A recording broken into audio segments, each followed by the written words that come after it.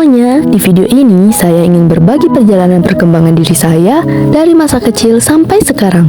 Perjalanan ini akan saya ceritakan sekaligus direfleksikan melalui beberapa teori perkembangan manusia.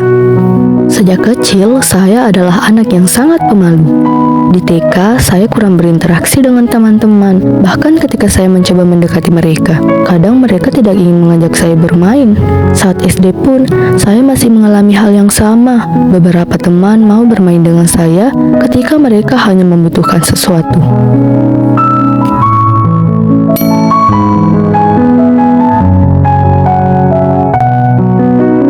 Di awal kelas 3 SD, saya sempat berpikir tidak akan ada lagi yang mau berteman dengan saya.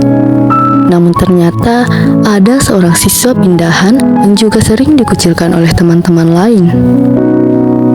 Karena kami sama-sama merasa sendirian, kami pun mulai berteman. Lama-kelamaan kami semakin akrab dan akhirnya menjadi sahabat dekat. Sayangnya, kami harus berpisah ketika lulus SD, karena kami melanjutkan ke sekolah SMP yang berbeda. Meskipun begitu, pengalaman itu mengajarkan saya bahwa terkadang kita tidak membutuhkan banyak teman. Cukup satu orang yang tulus sudah sangat berarti.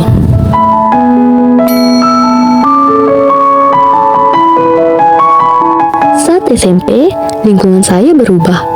Saya dikelilingi teman-teman yang ramah, ceria, dan kadang jahil. Tapi semuanya terasa lebih sehat. Saya pun mulai bergaul lebih bebas, mengikuti beberapa organisasi, bahkan terpilih sebagai sekretaris OSIS.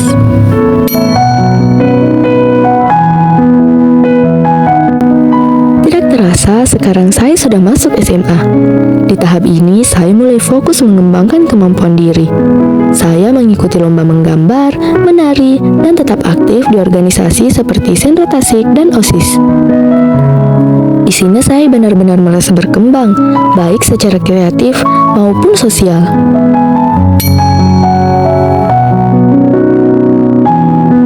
Setelah lulus SMA, saya diterima di Universitas Negeri Makassar, jurusan Pendidikan Bahasa dan Sastra Indonesia. Sekarang saya berada di semester 3. Saya terus belajar, beradaptasi dengan lingkungan kampus, dan memperluas kompetensi diri.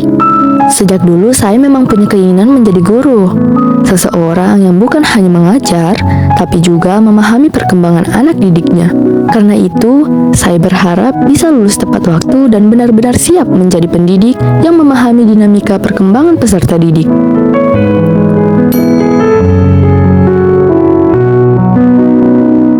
Itulah perjalanan perkembangan diri saya dari anak kecil yang pemalu sampai akhirnya berani melangkah sejauh ini.